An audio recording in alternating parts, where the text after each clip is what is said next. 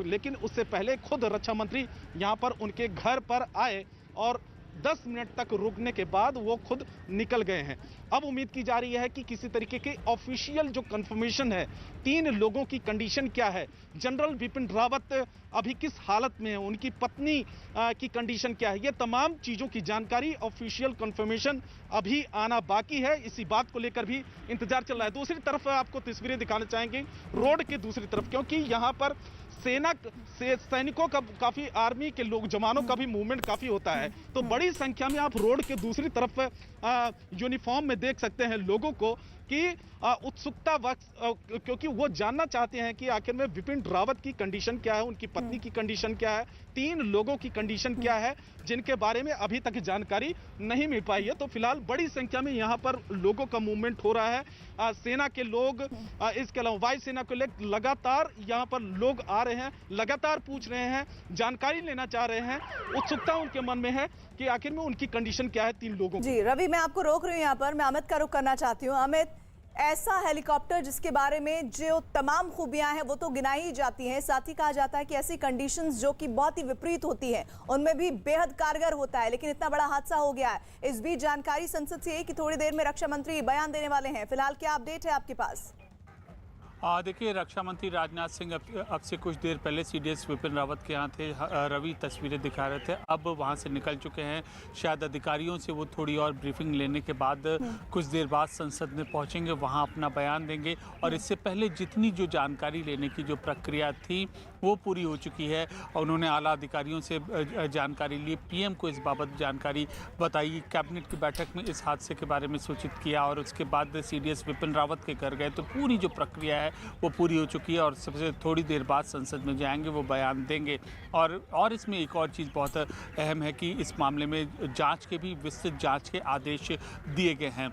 और जहां तक हादसे की जगह का सवाल है, हादसे की जगह पर लगातार जो तमिलनाडु सरकार के आला अधिकारी हैं, आला मंत्री हैं, वो पहुंच रहे हैं। तमिलनाडु के मुख्यमंत्री अब से थोड़ी देर में पहुंचेंगे। वन मंत्री रामचंद्रन हैं, उनकी देखरेख में पूरा का पूरा रेस्क्यू ऑपरेशन यहाँ चल रहा है। और 11 लोगों की, जैसा कि हम बात कर रहे थे, मृत्यु की पुष्टि हुई है। हो सकता है कि एक और के मृत्यु की तादाद बढ़े, इस बात का भी कंफर्मेशन होना भी बाकी है, लेकिन इस बात की संभावना जताई जा रही है कि 11 से बढ़कर यह हादसा 12 हो सकता है। तो यानी कि आप बता रहे हैं कि ये जो संख्या है मौत के आंकड़ों की वो बढ़ सकती है और वो 12 भी हो सकती है, लेकिन जो बाकी 2 हैं उनके हालत के बारे में क्या जानकारी इस वक्त है? देखिए, तमिलनाडु सरकार की ओर से उच्चतम स्तर के इलाज के आदेश इनको दिए गए हैं। वेलिंगटन हॉस्पिटल, आर्मी हॉस्पिटल में इनका इलाज चल रहा है घायलों का। और इसके अलावा तमिलनाडु सरकार की ओर से यह भी आदेश दिए गए कि उच्चतम स्तर के रिलीफ एंड रेस्क्यू मटेरियल, जो बचाव की जो सामग्री है, उनको हादसे की जगह तक पहुंचाया जाए। क्योंकि बहुत बड़ा ये हेलीकॉप्टर था, डबल इंजन का हेलीकॉप्टर था। पूरी की पूरी जो साइट आप तस्वीरों में देख सकती हैं मलबे में तब्दील हो चुकी है। नीलगिरी पहाड़ी की अगर हम बात करें तो इसकी खासियत ये है कि जितने ऊँचे इसके पहाड़ हैं उतने ऊँचे वहाँ पर घनत्व में, बहुत ज़्यादा घनत्व में पेड़ भी है। तो जब वो मलबे पेड़ से, मिट्टी से पूरी तरीके से चिपक गए हैं, तो ऐसे में ये कोई बहुत आसान रेस्क्यू ऑपरेशन नहीं है, एक विशिष्ट तरीके का अभियान चलाना चाहिए। इसीलिए वन मंत्री तमिलनाडु के रामचंद्रन खुद मौके पर मौजूद है और रेस्क्यू ऑपरेशन की देखरेख चल रहा है। अभी फिलहाल प्राथमिकता यही है कि घायलों को उच्चतम स्तर का इलाज मिले।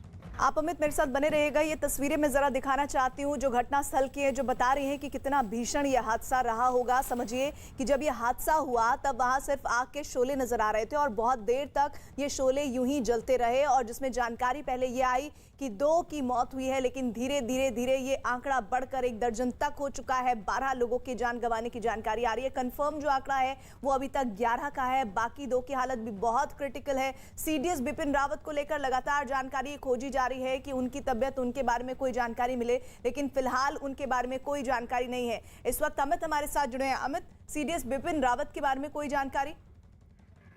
देखिए, अभी फ़िलहाल उनके बारे में गंभीर हालत में उनको भर्ती कराया गया है, अस्पताल में उनको उचित इलाज दिया गया है और पूरी की पूरी क्या स्थिति है, परिस्थिति है, रक्षा मंत्री के बयान के बाद ही अब साफ हो जाएगा। संसद में वह इस बारे में बयान देंगे। इसके अलावा जो मृतक हैं उनकी पार्थिव शरीर को कब और कहाँ लिया जाएगा, इस बारे में भी स्टेटमेंट देंगे। खुद रक्षा मंत्री ने घर का दौरा किया है, सीडीएस के घर का, उनके परिजनों से, उनके करीबी लोगों से मुलाकात की। तो बहुत संवेदनशील मामला है और बेहद संवेदनशीलता से केंद्र सरकार इस पूरे के पूरे मामले को देख रही है। एक ओर राहत और बचाव कार्य है वो पुरजोर चल रहा है, तो दूसरी ओर संवेदनशील तरीके से केंद्र सरकार देख रही है। परिजनों के से बात करने के बाद, आला अधिकारियों से ब्रीफिंग देने के बाद, पीएम को सूचित करने के बाद, कैबिनेट में सूचित करने के बाद फिर रक्षा मंत्री संसद में इस पूरे के पूरे मामले में बयान देंगे। नैन भी हमारे साथ डिफेंस एक्सपर्ट भी जुड़े हुए हैं। राजीव नैन साहब, सबसे ज्यादा जो लोग जानना चाहते हैं इस हादसे के बारे में वो ये कि आखिर इस हादसे की वजह क्या होगी, क्योंकि इनिशियली जो जानकारी आ रही है वो बहुत ज्यादा, जो वेदर है वो कह रहे हैं कि बहुत खराब था, इस वजह से यह हादसा हुआ हो सकता है। आप मेरे से पूछ रहे हैं? जी। मेरा नाम कर्नल तेज टिक्कू है एक्चुअली, तो मैं कर्नल नैन नहीं हूँ। देखिए, मुझे नहीं लगता है कि मौसम इतना ख़राब था वहाँ पर कि एक मी-17 हेलीकॉप्टर, जो एक बहुत ही आधुनिक हेलीकॉप्टर है, टेस्टेड और ट्राइड हेलीकॉप्टर है और पिछले कई सालों से हमारे सेना और वायुसेना में काम कर रहा है, इसके लिए ऐसा वेदर मेरे ख्याल से एक चैलेंजिंग सिचुएशन नहीं थी। लेकिन क्या ये वेदर की वजह से हुआ या कुछ और टेक्निकल फेलियर था या कुछ और बात थी, क्योंकि जब सीडीएस एक हेलीकॉप्टर में होते हैं और उसका फिर हादसा इतना ज़बरदस्त हो जाता है तो आप के हर एक चीज़ की शंका रहती है कि ऐसा कैसे हुआ। लेकिन ये डेफिनेट तौर पर बोलना कि वेदर की वजह से ये हादसा हो सकता है, हुआ हो, मुझे नहीं लगता अभी हम उस नतीजे पर बिल्कुल। पहुंच सकते हैं। रवि भी हमारे साथ जुड़ गए हैं। रवि, इस वक्त जानकारी है कि राजनाथ सिंह मुलाकात करके सीडीएस बिपिन रावत के परिवार के सदस्यों से वहां से निकल चुके हैं और थोड़ी देर में उनका संबोधन भी होना है इस वक्त सदन में, वो भी हम लगातार निगाह बनाए हुए। मैं आपके पास आऊं उससे पहले मैं अमित का रुख करना चाहती हूँ। अमित, कितनी देर में अपनी बात को रखेंगे राजनाथ सिंह? देखिए, प्रस्तावित समय उनका यही है कि अब से थोड़ी देर में है, क्योंकि इससे लगातार कार्यक्रम में परिवर्तन की भी संभावना है। इससे पहले खबर ये आ रही थी खुद रक्षा मंत्री जाएंगे, हादसे की जगह पर जाएंगे, लेकिन फिलहाल अभी यहाँ पर बैठ के जो संबंधित अधिकारियों को निर्देश देना और तमाम लोगों को चीज़ों को समन्वय करना, उसका काम देख रहे हैं और संसद में भी वह बयान दे सकते हैं। तो हमें ये इंतज़ार करना होगा, अब से थोड़ी देर में संसद में आते हैं और पूरी संभावना वो बयान दे सकते हैं और पूरी परिस्थिति बताएंगे, किन परिस्थितियों में हादसा हुआ, जांच के आदेश किस तरीके के दिए गए और सबसे ज़रूरी चीज़ घायलों को किस स्तर का इलाज दिया जा रहा है। और कर्नल तेज टिक्कू साहब भी हमारे साथ बने हुए हैं। कर्नल तेज, सबसे अहम बात यह है कि ब्लैक बॉक्स किसी भी प्लेन क्रैश के बाद बहुत महत्वपूर्ण हो जाता है, तो उससे किस तरह की जानकारियां मुमकिन है कि मिल जाए? एंड मोमेंट पर क्या कुछ हुआ होगा? देखिए, ब्लैक बॉक्स में आपको कंप्लीट इन्फॉर्मेशन है जब से फ़्लाइट टेक ऑफ होती है और जब से वो लैंड होती है या उसका क्रैश हो जाता है, तो उसमें सब टेक्निकल पैरामीटर्स रिकॉर्ड होते हैं। उसमें जो पायलट अपने बेस से बातचीत करता रहता है उसके रिकॉर्ड रहते हैं और जो जिस फ्लाइट पाथ पर वो चल रहा है हेलीकॉप्टर, उस फ्लाइट पाथ की वो जानकारी उसमें दर्ज हो जाती है। तो आपको तकरीबन हर एक चीज़ मिल जाता है जिसमें आप ये अंदाज़ा लगा सकते हैं बाकी प्रूफ्स के साथ कि हेलीकॉप्टर के साथ घटना किस प्रकार से हुई और क्यों हुई और कहाँ एग्जैक्टली हुई। ये सब चीज़ें हमें ब्लैक बॉक्स अगर मिल जाता है तो उसमें ये सब चीज़ें रिकॉर्ड हो जाती है। और मुझे लगता है हेलीकॉप्टर क्रैश में तो ये हमेशा ही तकरीबन मिलता है, क्योंकि हेलीकॉप्टर एक स्लो मूविंग एयरक्राफ्ट है और आमतौर पर क्या होता है, इसका जो मलबा है, जो क्रैश साइट है, वो इतनी ज़्यादा नहीं होती है बिखरी हुई ताकि आपको बहुत दूर जगह पर ढूंढनी पड़े। और ये इलाका जो कुन्नूर का इलाका है, मुझे लगता है कि इसमें प्रॉब्लम नहीं होनी चाहिए ब्लैक बॉक्स के मिलने से, जिसके बाद इन्वेस्टिगेशन के दौरान इस निष्पक्ष पर पहुंचा जाए कि हुआ क्या एक्चुअली में। ठीक है, मैं आपसे उस लोकेशन जहां पर ये हादसा हुआ है उसकी जटिलताओं के बारे में भी बात करूंगी, लेकिन अमित का रुख कर लेती हूँ। अमित, एक ऐसा MI-17 हेलीकॉप्टर, ऐसा विमान जिसके बारे में तमाम तरह की खूबियों का जिक्र किया जाता है और जिसके बारे में कहा जाता है कि भारत की ताकत के बारे में अगर जिक्र होता है तो MI-17 का जिक्र होता ही होता है। ऐसे में इस विमान को लेकर यह हादसा हो जाना, इसका मतलब क्या हो जाता है? देखिए, इसका मतलब साफ तौर पर ये है कि जो तकनीकी टीम जिसने इसको ओके गो अहेड दिया था, आखिरकार किन परिस्थितियों में इसको उड़ने की इजाज़त दी गई, पहली चीज़। दूसरा, ये डबल इंजन एयरक्राफ्ट है। डबल मतलब कि एक इंजन खराब हो जाए तो दूसरा इंजन काम करे, तो तब ऐसी विषम परिस्थिति कैसे आई कि क्रैश हो गया हेलीकॉप्टर। और तीसरा, इस बात को भी देखा जा रहा है चूँकि तमिलनाडु और केरल के आसपास के इलाकों में बहुत ज़्यादा इस बार बारिश हुई है, तो उस बदलते मौसम का, उस बारिश का किस हद तक इस हेलीकॉप्टर की उड़ान में प्रभाव पड़ा होगा, इन परिस्थितियों को भी परखा जा रहा है। और आवास योजना ग्रामीण को 2024 तक जारी रखने के लिए, जिसके ऊपर 2,17,000 करोड़ रुपए से ज़्यादा खर्च होंगे, और केन बेतवा लिंक प्रोजेक्ट जो पेयजल और सिंचाई योजना और साथ में पनबिजली परियोजना और सोलर प्रोजेक्ट को भी पूरा करेगी, 44,605 करोड़। तो ये तस्वीरें आपको उस हादसे की दिखा रहे हैं जहां पर ये हादसा हुआ है, हेलीकॉप्टर क्रैश हुआ है। उसके बाद देखिए वहां पर किस तरह इस भीषण हादसे के बाद रेस्क्यू ऑपरेशन को बड़ी रफ्तार दी गई है। लेकिन सबसे अहम बात यह है कि इस पूरे हादसे में 12 लोगों के जान जाने की बात, जिसमें 11 कंफर्म आंकड़ा सामने आ रहा है। अभी 2 लोगों की हालत बेहद क्रिटिकल है। CDS रावत के बारे में लगातार जानकारी जुटाने की कोशिश की जा रही है। यही वो जगह है जहां पर ये क्रैश हुआ है हेलीकॉप्टर, और इस क्रैश के बाद पूरा का पूरा जो इलाका है वो राख में तब्दील हो गया है और किसी तरह से इस आग के शोलों को बुझाने की कोशिश की जा रही है।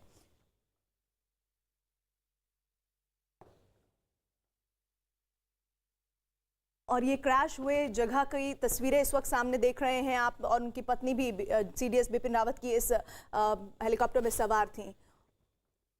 और इस बीच हमारे साथ लगातार डिफेंस एक्सपर्ट की एक बड़ी टीम भी मौजूद है जो लगातार हमें बता रही है कि किस तरह से हादसा हुआ होगा। एक ऐसा विमान, एक ऐसा हेलीकॉप्टर जिसके बारे में कहा जाता है कि विपरीत कंडीशंस में ये फ्लाई कर सकता है, और जो क्लाउडी वेदर होता है उसमें भी ये बहुत ज़बरदस्त इसकी उड़ान के बारे में जिक्र किया जाता रहा है।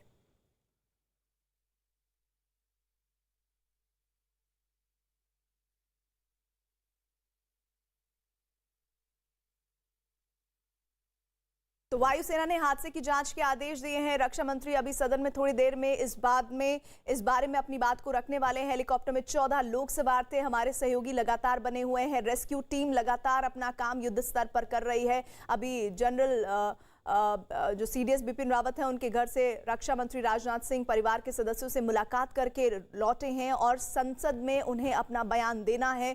इस हादसे की वजह के बारे में जांच के आदेश जरूर दे दिए गए हैं, लेकिन सबसे अहम सवाल ये कि आखिर ऐसी कौन सी तकनीकी खामी थी या कौन सी वजह थी जो इतना भीषण और बड़ा हादसा हुआ है। अमित हमारे साथ लगातार बने हुए हैं। अमित, अभी और क्या जानकारी आ रही है इस बारे में?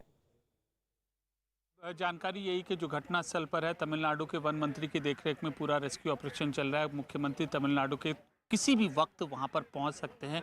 उच्चतम स्तर के जो बचाव के जो इक्विपमेंट्स हैं उनको लगाया गया है और घायलों को उचित इलाज मिले, इसके पूरे निर्देश दिए गए हैं।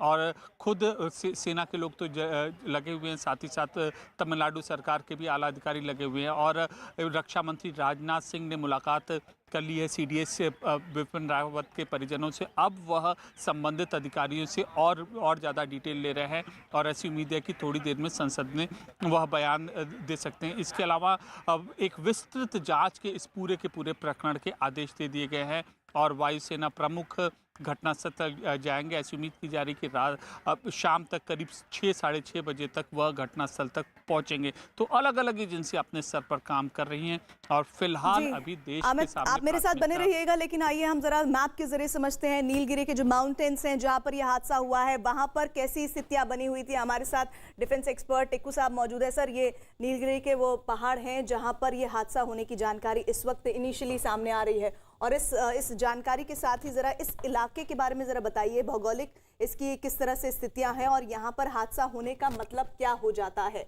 तो ये वो हम नीलगिरी माउंटेन्स का हिस्सा दिखा रहे हैं और यहीं से उन्हें जाना था वेलिंगटन स्टाफ यूनिवर्सिटी कॉलेज, जहां पर उनका लेक्चर 2:30 बजे के आसपास होना था। सर, इस इलाके के बारे में जरा बताइए कि ये पूरा जो इलाका है वो किस तरह का है। एक्चुअली जी आप बताइए। एक्चुअली देखिए, ये वाला जो इलाका आपको दिखाई दे रहा है ये सब माउंटेनस इलाका है और इसके साउथ और साउथ ईस्ट में ये इलाका प्लेन है। अभी ये जो इलाका ये पूरा नीलगिरीज का इलाका, मतलब ये माउंटेनस इलाका, ये वाला आप इलाका ये बोल रहे हैं? पूरा इलाका माउंटेनस है। लेकिन जो इससे नीचे वाला इलाका है, ये आप कह रहे हैं अभी आप देख लीजिए, मेट्रोपोलिटन रेलवे स्टेशन आपको दिखाई देगा यहाँ पर, या सुलूर एयरबेस है। तो सुलूर एयरबेस से अभी आप जैसे आगे जाएंगे, इस तरफ को जाएंगे, आप ऐसे टेक ऑफ करके आप वो वेलिंगटन मैप पे लाइए। हाँ बिल्कुल बिल्कुल, मैं लेके आती हूँ। ये वेलिंगटन वाला जो वो गुरखा हिल है जहाँ पर, जी बिल्कुल, जहाँ पर हम आपको दिखाते हैं कि वो जो हिस्सा है वो किस तरह से। एक सेकेंड, वेलिंगटन वाला हिस्सा जहाँ पर उन्हें लेक्चर 2:30 बजे के आसपास देना था और वो लेक्चर होता उससे पहले ही ये बड़ा हादसा हो गया है। ये देखिए, हम आपको वो हिस्सा भी दिखा रहे हैं जहां पर अब सर्च में आपको वो हिस्सा दिखेगा। ये देख लीजिए, ये हाँ। जी ओके,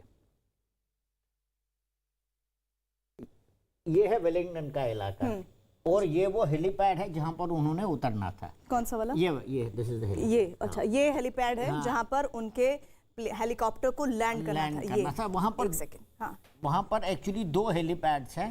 ये वाला हिस्सा आप कह रहे हैं। एक तो मद्रास रेजिमेंटल ट्रेनिंग सेंटर का एक फुटबॉल फील्ड है जहां पर है, और ये जो गुरखा हिल का इलाका है ये पूरा वेलिंगटन में डिफेंस सर्विसेज स्टाफ कॉलेज का इलाका। ये वाला हिस्सा आप बता रहे हैं, इसके बारे में क्या डिटेल दी आपने? ये गुरखा हिल जो है यहाँ पर स्टूडेंट्स रहते हैं, ठीक है, रेजिडेंशियल अकोमोडेशन। और ये वाला इलाका जो है ये पूरा कॉलेज का इलाका, डिफेंस सर्विसेज स्टाफ कॉलेज, और यहाँ पर उनको लेक्चर देना था। ठीक है। और ये जो है ये हेलीपैड है वहाँ पर, एक्चुअली गोल्फ कोर्स है, उसी में हेलीकॉप्टर उतरता है। तो अगर आप देखेंगे, ये देखिए मद्रास रेजिमेंटल सेंटर है और ये वेलिंगटन का छोटा मोटा शहर है, लेकिन कुनूर बहुत बड़ा शहर है जो आप देख रहे हैं वेलिंगटन से। अच्छा, जहाँ पर हादसा हुआ टिक्कू साहब, वहाँ से कितनी दूरी थी जहाँ पर पहुँचना था, और ये डिस्टेंस कितना है? मुझे लगता है कुनूर और वेलिंगटन का डिस्टेंस तो तकरीबन 4 किलोमीटर के आसपास है। ये कुनूर है और ये वेलिंगटन है, तो आप देख लीजिए डिस्टेंस। लेकिन ये हादसा हुआ है नीलगिरी माउंटेन्स के आसपास, कुनूर के पास।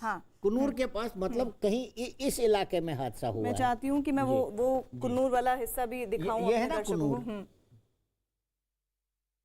कुन्नूर वाला हिस्सा जहाँ पर ये हादसा हुआ है, और वो हादसा होने वाली जगह जो है वो इस वक्त आपके सामने होगी, और इसके जरिए आप समझेंगे, टिक्कू साहब बताएंगे कि आखिर वो कौन सा हिस्सा है जहां पर वो हादसा हुआ है। और उसके बाद ये देखिए, ये वो पूरा हिस्सा है, ये कुनूर का हिस्सा है। हाँ। और जैसे कि रिपोर्ट्स आ रही हैं कुनूर के आसपास का इलाका है, तो मुझे लग रहा है कहीं ये जो पैच है इस इलाके में कहीं एक्सीडेंट हुआ, आप कह रहे हैं क्रैश हुआ, क्योंकि ये देखिए ये कुनूर के साथ है और ये जो है जंगल का इलाका ग्रीन सब, तो इस इलाके में कहीं पर हुआ है, क्योंकि ये वो फ्लाइट पाथ था उनका जहां से वो कुनूर से लेकर फिर वेलिंगटन में लैंड करना था। तो आप ये बता रहे हैं कि यहाँ पर इस हिस्से में ये हादसा हुआ होगा, और महज 5 मिनट पहले ये हादसा हुआ, और यहीं से होते हुए उन्हें आगे की तरफ जाना था, और जहाँ पर वहाँ उन्हें कॉलेज में लैंड करना था, लेक्चर देना था। क्योंकि उन्होंने, देखिए एक और चीज मैं आपको बताना चाहता हूँ, उन्होंने डीप नहीं जाना था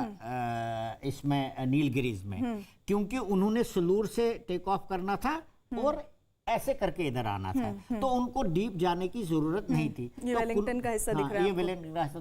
तो जैसे वो कुनूर से आगे तो फिर वो वेलिंगटन में क्रॉस कर ले, तो यहाँ पर कहीं इस इलाके में हुआ है उनका तो टिक्कू साहब हमें बता रहे हैं कि किस तरह से भीषण हादसा हुआ, और महज 5 मिनट का फासला था जहां पर उन्हें पहुंचना था, और उससे पहले ही ये हादसा हो गया है। अमित हमारे साथ बने हुए हैं। अमित, जरा ये बताइए क्या जानकारी आपको मिल रही है, सदन में कब रक्षा मंत्री पहुंचने वाले हैं और अपनी बात को रखेंगे इस हादसे पर?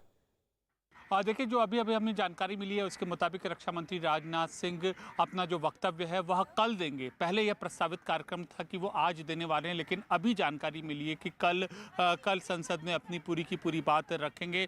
और इससे पहले जनरल विपिन रावत के परिजनों से उन्होंने मुलाकात की है, उसके बाद संबंधित जो अधिकारी हैं उनसे पूरी जानकारी है। तो बेहद संवेदनशील तरीके से जो सरकार पूरी की पूरी जानकारी ले रही है, स्थिति पर नज़र बनाए हुए, और जो घायल लोग हैं उनको उचित इलाज मिले, यह सरकार की प्राथमिकता है और इसी रणनीति पर काम चल रहा है। और फिलहाल जो रक्षा मंत्री का आज का वक्तव्य देने का जो प्रस्तावित कार्यक्रम था वह अब मुलतवी होकर वह कल हो गया है।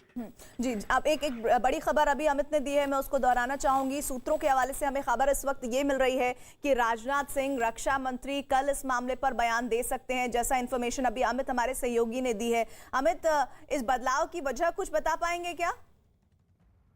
हमें जानकारी मिली है कि लगातार जो समन्वय का इसमें सरकार कोशिश कर रही है कि संबंधित एजेंसियां, चाहे स्थानीय बचाव एजेंसियां हो या फिर रक्षा मंत्रालय की अलग अलग टीमें हैं, सबसे पहले घायलों को उचित इलाज मिले और ज़्यादा से ज़्यादा जो नुकसान है उसकी भरपाई की जा सके। मतलब कि हादसे की जगह पर मलबे को साफ़ किया जा सके और इसके अलावा जो लोग हैं उनको उचित ट्रीटमेंट मिल सके। पहले ये सब हो जाए, उसके बाद रक्षा मंत्री इसमें बयान देंगे।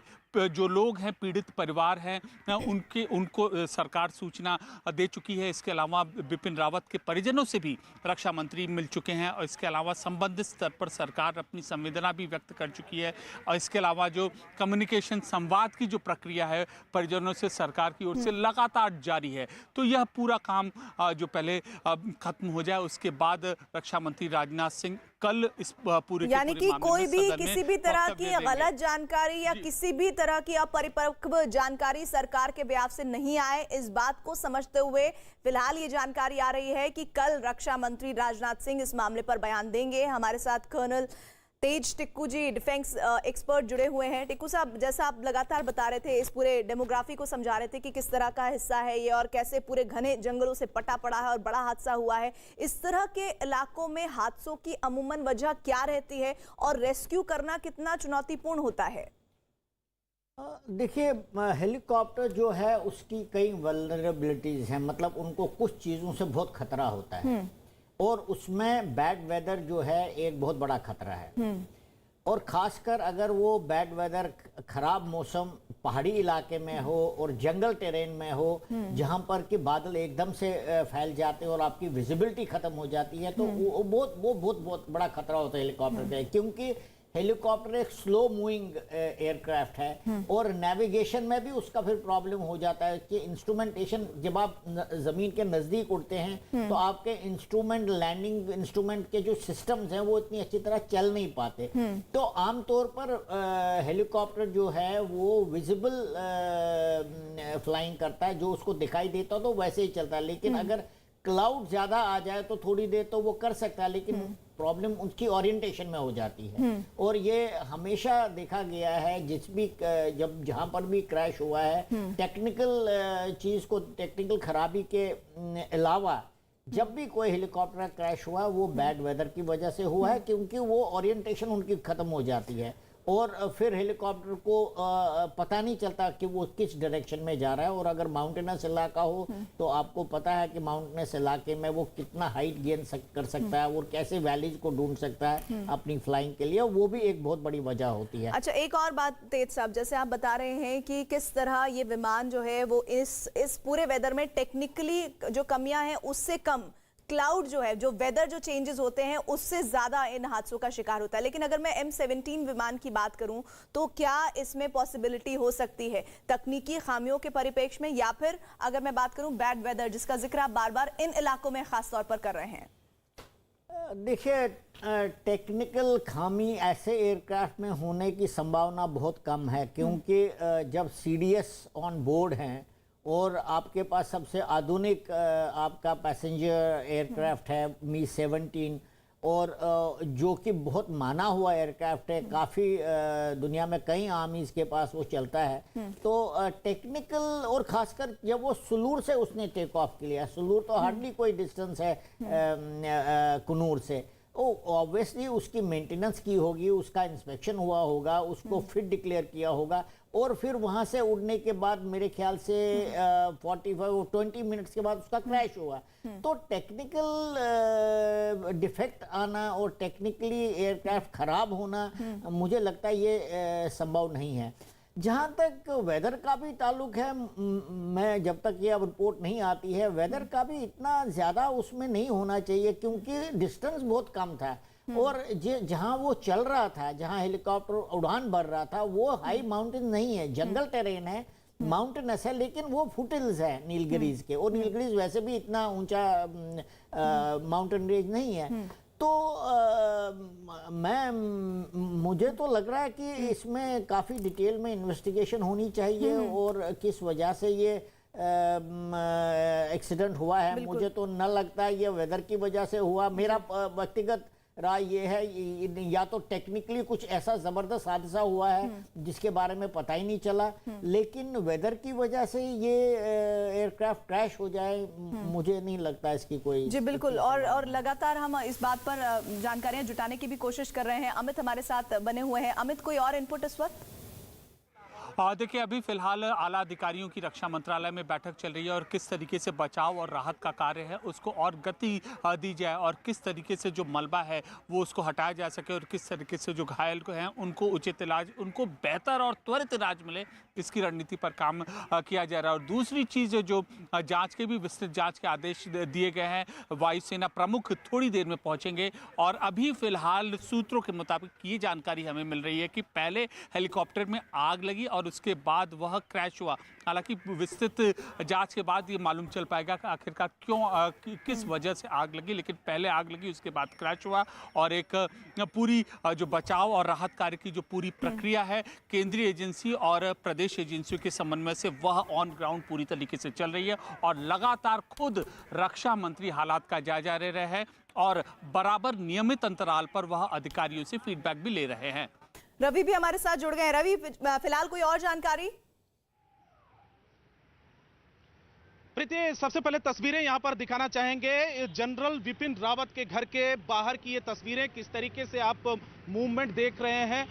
तमाम गाड़ियां यहाँ पर मौजूद थी, आम लोगों की, और ट्रैफिक का मूवमेंट था उसको भी कम कर दिया गया है। हालांकि क्योंकि वीवीआईपी मूवमेंट और भी किसी वक्त हो सकता है। अब से थोड़ी देर के पहले ही रक्षा मंत्री यहाँ पर मौजूद पहुंचे थे, 10 मिनट तक वो घर के अंदर रहे। अब काफी ज्यादा लोगों का जमावड़ा हो चुका है, सिक्योरिटी के लोग हैं, सेना के लोग हैं, काफी मूवमेंट है। एक बार दिखाना चाहेंगे कि यहाँ पर विपिन रावत के घर के बाहर की तस्वीरें, दूसरी तरफ रोड के दूसरी तरफ यहाँ पर काफी लोग मौजूद हैं। इनमें से ज्यादा तो लोग जो वैसे हैं जो सेना से जुड़े हुए हैं, वायुसेना से जुड़े हुए हैं, या फिर आम लोग हैं, क्योंकि आस पास में ही सेना भवन है, वायुसेना भवन है। तो ऐसे उसकी वजह से ही तमाम ऐसे लोग हैं जो इस उम्मीद में है कि किसी भी तरह की खबर उनके बारे में, विपिन रावत के बारे में, उनकी पत्नी के बारे में मिले। तस्वीरें आपको दिखाते चलें कि कितनी बड़ी संख्या में लोग यहाँ पर मौजूद हैं रोड के दूसरी तरफ।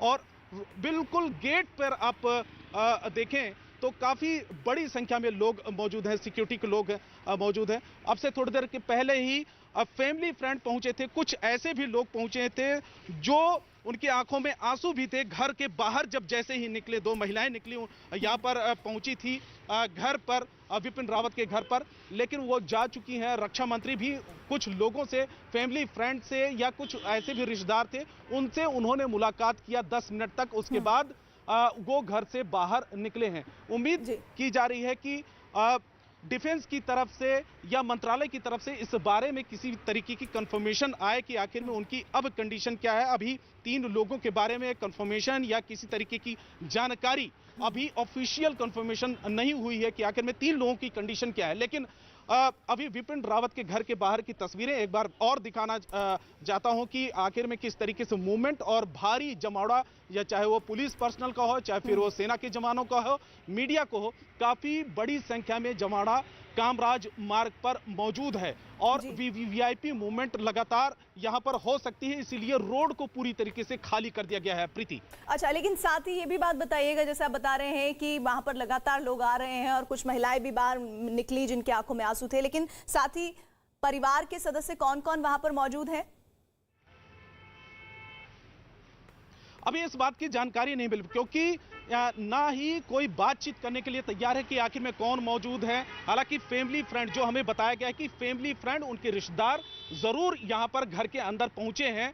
उसके अलावा रक्षा मंत्री भी पहुंचे, उन लोगों से मुलाकात किया। अभी मौजूद कौन है घर के अंदर, अभी इस बात की कंफर्मेशन नहीं कि कोई बातचीत करने के लिए तैयार है, क्योंकि काफी प्रोटोकॉल भी होता है। तो ऐसे में सेना के कुछ ही लोग इस बात को लेकर मीडिया से जानकारी साझा करते हैं। लेकिन तस्वीरें सबसे पहले दिखाना चाहेंगे कि ये घर की तस्वीरें हैं, जहां बड़ी संख्या में सेना के लोग, वायुसेना के लोग या फिर दिल्ली पुलिस के बड़े अधिकारी भी यहां पहुंचे हैं, क्योंकि लगातार वीवीआईपी मूवमेंट भी हो सकता है। रक्षा मंत्री भी अभी थोड़ी देर पहले ही निकले हैं। 10 मिनट तक उन्होंने यहां पर रिश्तेदारों से बातचीत किया, उनके शुभ चिंतक, उनके फैमिली फ्रेंड से मुलाकात किया। तो फिलहाल यहाँ की तस्वीरें दिखाएं कि ट्रैफिक का मूवमेंट उसको थोड़ा सा स्लो कर दिया गया है। तस्वीरें आप दिखाते रहिएगा रवि। हमारे साथ अमित भी बने हुए हैं। अमित, कल संसद में रक्षा मंत्री बयान देंगे, लेकिन अभी जो जानकारी सरकार के पास है उसके बारे में क्या अपडेट है?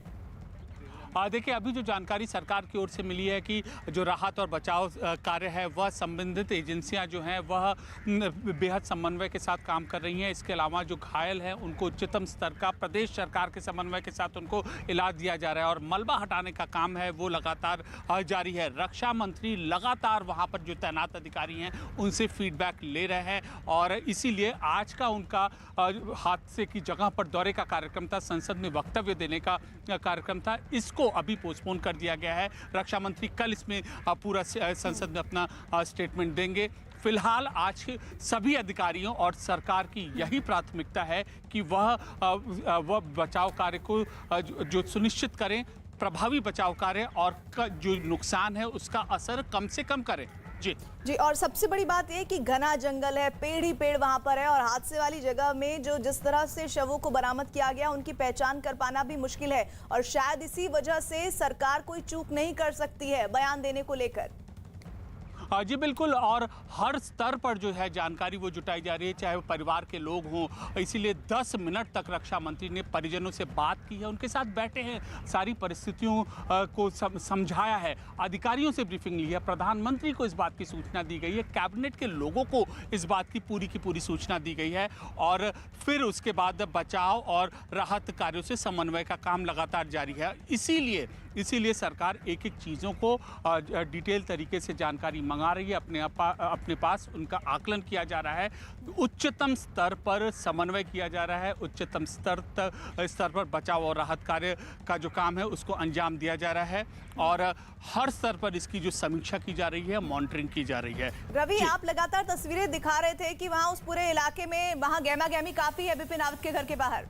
ये तस्वीरें बिल्कुल हलचल बढ़ी है, क्योंकि एक गाड़ी बाहर निकली है, सेना की गाड़ी है, क्योंकि लगातार सेना के लोग, बड़े अधिकारी वो विपिन रावत के घर पहुंच रहे हैं, लगातार उनके फैमिली फ्रेंड्स, उनके रिश्तेदारों से मुलाकात कर रहे हैं। रक्षा मंत्री खुद यहां पर पहुंचे थे इनके घर के बाहर। आपको तस्वीरें दूसरी तरफ, नकुल अगर आपको तस्वीरें दिखाएं कि रोड के दूसरी तरफ कितनी बड़ी संख्या में यहाँ पे, क्योंकि तमाम जो सरकारी दफ्तर हैं या फिर सेना भवन है, क्योंकि सेना से भी जुड़े हुए लोग हैं, वो इस बात को लेकर उत्सुकतावश यहाँ पर खड़े हैं, इंतजार कर रहे हैं कि किसी तरीके की जानकारी मिले। अभी एक बार फिर जो है हलचल बढ़ी है कि हो सकता है कि घर के अंदर से तमाम जो लोग उनके रिश्तेदार हैं वो जो पहुंचे थे वो बाहर निकलेंगे, क्योंकि अभी कुछ ऐसे भी 2 महिलाएं निकली थी।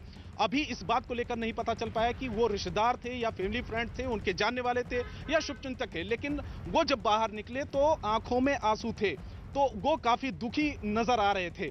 लेकिन सबसे बड़ी बात यह है कि इस बात को लेकर अब उम्मीद जताई जा रही है कि आखिर में 3 लोगों की जो जानकारी अभी तक नहीं मिल पाई है, 3 लोगों के बारे में अभी कंफर्मेशन नहीं मिल पाया है। विपिन रावत की कंडीशन क्या है, वो कहां पर है, उनका इलाज चल रहा है, अस्पताल में है या फिर किस जगह पे है, इस बात को लेकर कंफर्मेशन का इंतजार है कि मिनिस्ट्री की तरफ से या डिफेंस मिनिस्ट्री की तरफ या सरकार की तरफ से किसी तरीके की कंफर्मेशन आए। लेकिन तस्वीरें भी दिखाते हुए चलें कि विपिन रावत के घर के बाहर की किस तरीके से जमावड़ा जुटा हुआ है। घर के अंदर अगर थोड़ा सा क्लोज करें कि वहां पर भी कुछ गाड़ियां आपको नजर आ रही होंगी, कुछ लोग जो पहुंचे हैं, उनके फैमिली फ्रेंड या रिश्तेदार या फिर उनके शुभचिंतक, उनके जानने वाले विपिन रावत के घर के बाहर की आपको तस्वीरें दिखाते हुए चलें, क्योंकि रक्षा मंत्री अब से थोड़ी देर पहले ही खुद यहां पर पहुंचे थे तो उनके रिश्तेदारों से और उनके जानने वालों से उन्होंने मुलाकात की। 10 मिनट तक वो यहाँ पर रहे और उसके बाद फिर यहाँ से निकले। हालांकि इससे पहले इंक्वायरी का ऑर्डर किया गया है कि आखिर क्या वजह रही है इस जो हेलीकॉप्टर क्रैश हुआ है, जो हादसा हुआ है, क्योंकि काफी ज्यादा उन्नत क्वालिटी की का ये हेलीकॉप्टर माना जाता है। तो आखिर में कहां पे गलतियां रही हैं, टेक्निकल फॉल्ट रहा है या फिर पेड़ वो वजह रही है, तो तमाम चीजों की जानकारी बाद में आएगी। लेकिन अब इंतजार इस बात को लेकर है कि विपिन रावत, उनकी पत्नी के बारे में जानकारी कोई पुख्ता तौर पर साझा किया जाए मिनिस्ट्री की तरफ से या डिफेंस मिनिस्ट्री। अमित, एक और बात जिसका जिक्र अभी हमारे एक्सपर्ट भी कर रहे थे, वो बोल रहे थे कि वेदर कंडीशंस को लेकर उन्हें नहीं लगता कि इतना फासला था कि वो वजह हो सकता है। साथ ही इतना जबरदस्त हेलीकॉप्टर जिसे भारत की ताकत के तौर पर देखा जाता है, उसमें कोई तकनीकी खामी, और वो भी तब जब सीडीएस विपिन रावत उसमें सवार हो, कहना मुश्किल है। हाँ जी, देखिए ये विस्तृत जांच का विषय है कि किस तरीके से हादसा हुआ, किन परिस्थितियों में यह हादसा हुआ, क्योंकि नीलगिरी की जो पहाड़ियां हैं, बहुत घना जंगल है वहां पर, और पहाड़ी जो है, पहाड़ी और जो पेड़ है, पहाड़ी और पेड़ की जो ऊंचाई है वो लगातार वो बराबर है। तो एक तो हालत ये हो सकती है कि उनसे किसी पेड़ की डाल से टकराया हो, या फिर और दूसरा ये हो सकता है कि उसमें कुछ न कुछ जो तकनीकी खराबी है वह आई हो, या तीसरा जो मौसम में जो बदलाव है, क्योंकि कर्नाटक और तमिलनाडु के आसपास इस वक्त बारिश बहुत, इस सीजन में बारिश बहुत ज़्यादा हुई है। तो यह 3 पॉसिबिलिटी है। इन तीनों कोणों पर एक विस्तृत जांच यहाँ पर चल रही है। कह पाना बहुत ज़्यादा मुश्किल होगा आखिरकार फिलहाल क्या वजह थी हादसे की। लेकिन एक चीज़ अभी जानकारी जो छनकर ये सामने आ रही है कि पहले आग लगी और उसके बाद पूरा का पूरा जो हेलीकॉप्टर है वह क्रैश कर गया है। तो विस्तृत तरीके से इस मामले में जांच चल रही है। तमाम एजेंसियां हैं, चाहे रक्षा मंत्रालय, चाहे गृह मंत्रालय, प्रदेश सरकार, NDRF, सारी